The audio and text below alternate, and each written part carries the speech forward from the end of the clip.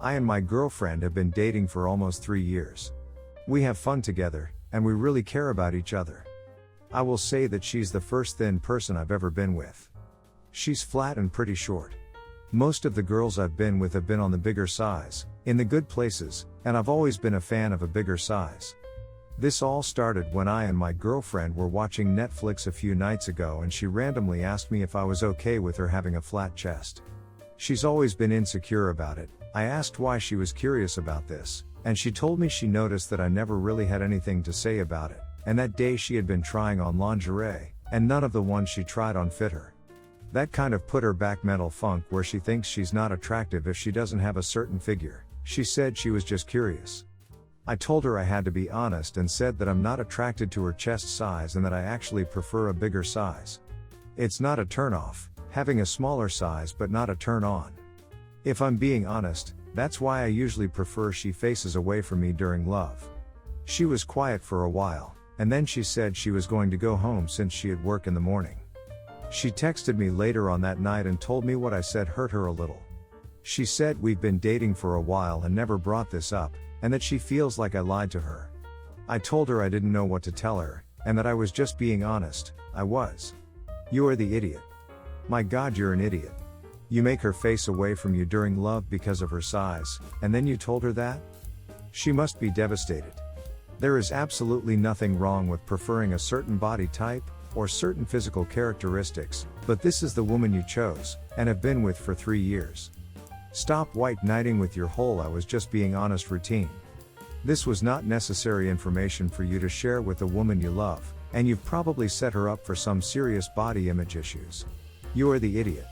Just because she asked for your honesty doesn't mean you have to be completely truthful.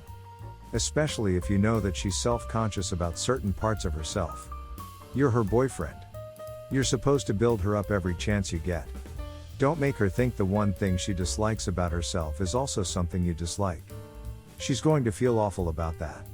You're supposed to lie in that situation, my guy. And if you're so bothered by something like her size, let her find someone who will make her feel like she's 100% perfect the way she is. Do better, my guy. Not the idiot. She asked you and you were being honest. It's better than lying to make her feel better. As long as you love her for who she is, I don't see the problem in being transparent with your girlfriend. People seem to be getting mad over your preference in size, which makes no sense to me. I like a big size too, but I have no problem dating a girl with a smaller size if I really loved her. People have preferences, so don't flame OP for liking big size. Update: I'm aware I screwed up. I'm very much aware. I already texted my girlfriend that I wanted to talk with her when she's ready to. I'm going to apologize to her in person and talk this out. I came to realize that my honesty can be toxic, to the point where it hurts people I care about. I want to work on this from this moment forward. Yes, I'm debating about breaking up with her. Mainly for her sake. She really is a sweet woman, and she definitely didn't deserve the psychological damage that this could have on her. Relationships are different and hard. I chose one that I had an instinct wasn't going to work in the end, and I still went with it. That's on me. Oh my God, please do some soul work on yourself before getting into another relationship. Try to remember you won't look the same forever, and what matters is your character and the person you are on the inside. The same goes for future girlfriends. Their bodies will eventually change, especially if you plan to have children someday. It's fine to have a preference, but keep it to yourself. Yeah, you still don't get it. I feel awful for this poor girl. She's got to be devastated, and probably will be for a long time. Who knows how long it'll take her to feel confident enough again to be intimate with anyone else, especially after a breakup regarding something so stupid like you not being attracted to her small size. Like that's something that she can help. One day though, I'm sure she will find someone who will appreciate her for all of her uniqueness. And you will probably be the example of a complete idiot that she will use to teach her future daughter's self-worth. My girlfriend has gained a bit of weight recently, which I absolutely do not mind, but she is very insecure about. She doesn't want to have love unless it's completely dark, and sometimes goes as far to insist she wears a shirt during, won't go out shopping, and has taken to just ordering her clothing online, and won't sit down and eat a meal with me half the time. I've tried little things to try to make her feel better, like telling her she looks amazing right now, that she's looking radiant, and that I love her no matter what sort of size she is, and that won't change. It seems to help somewhat, but she's still quite down, so I thought I should make more of an effort to try to make her feel wanted. I decided I should set up a cheesy night for us both to see if it helped and set out some candles, got a nice bouquet of flowers, got busy in the kitchen, and prepared her a surprise dinner of her favorite foods. She actually really liked it, was a lot more smiley than usual, and even sat down and ate with me for once. It was all going well, but after dessert, she started to comment about how she shouldn't be eating this stuff or she'll get even bigger and I won't want to do things like this anymore. I started to assure her that this wasn't the case and told her I dated her because I love her for her personality and that I wasn't dating her for looks and that wasn't what attracted me to her. Apparently, this was the worst thing to say because she immediately started crying, asked me why I'd say that and actually just up and left. I was completely baffled, and when I tried to call her she refused to pick up and didn't speak to me for a full day. Now she's back home, but she's being extremely short and emotional towards me, and honestly, it's a little unfair.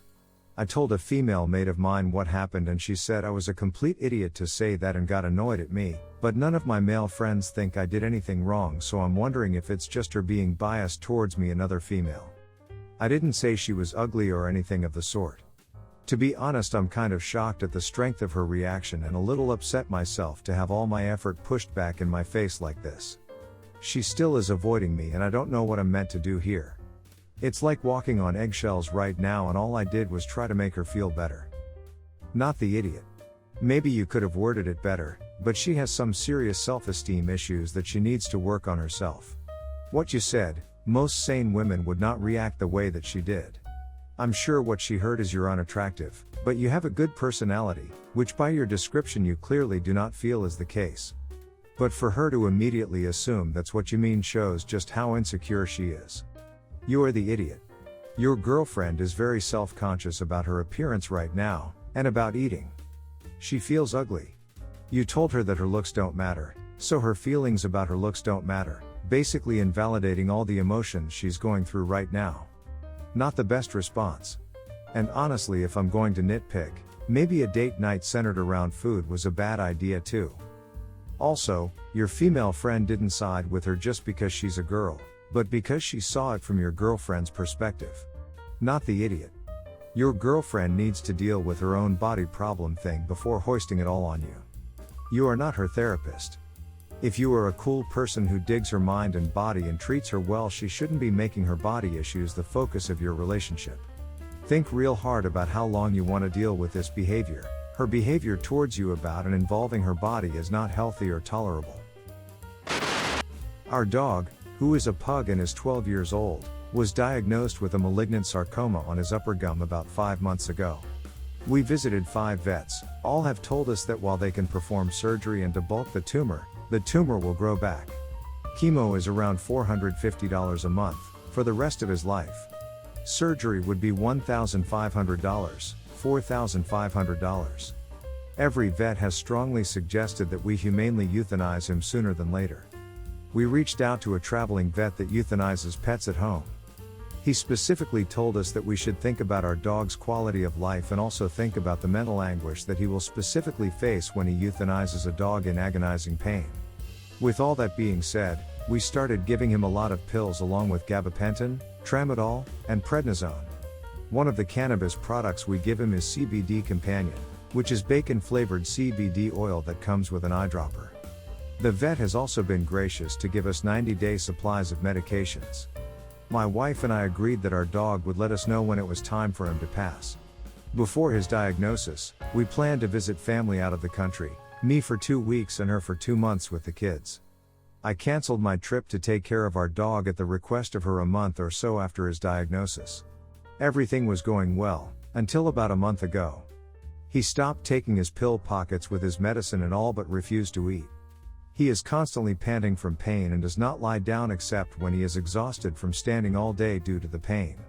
He can barely walk up the stairs, and if I try to pick him up he yelps in pain. He has lost a lot of weight. The smell alone from the necrotic flesh is nauseating and it is everywhere in the house. Febreze only works so much. The carpet continually has new stains where he finally lays down that I clean up.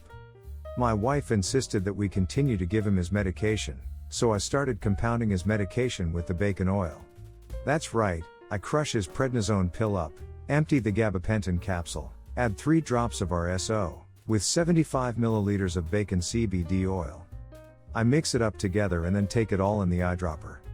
We then squirt the medicine in his mouth and make him swallow it. We do not give tramadol this way. They leave to visit family in less than 2 weeks. I have tried talking with her about euthanizing him before they go, to let her say goodbye, but she refuses. She fully expects him to be alive when they return in August with visiting family. She continually tells me that I am being negative and that if I was more positive then he would feel that and get better. She has specifically said that she is hoping for a miracle. I wanted to say goodbye 4 months ago when he could still go to the dog park, when he could still eat a meal without being in tremendous pain, when he could sleep through the night. Would I be an idiot if I put my dog to sleep soon after they go on vacation? Not the idiot. Your wife's magical thinking is tragically common among people whose loved one has a terminal diagnosis. It is cruel and unfair to your dog, who you love and promise to care for, to let him live in pain when you know he will not get better. The Society for Pet Loss and Bereavement offers a quality of life scale that might help your wife come to terms with making this very hard decision. They have a lot of other great resources, too. You and your family have provided a safe and happy home for your dog for more than a decade. Don't let your final days with him consist of pain and nothing else. Everyone's the idiot here. I get your wife's feelings, but there's no way your dog makes it as you've said, and it's inhumane to keep trying to keep him alive. But if you take him without letting anyone say goodbye, that'd be harsh. Like, I would not trust anyone who did that to a pet I loved.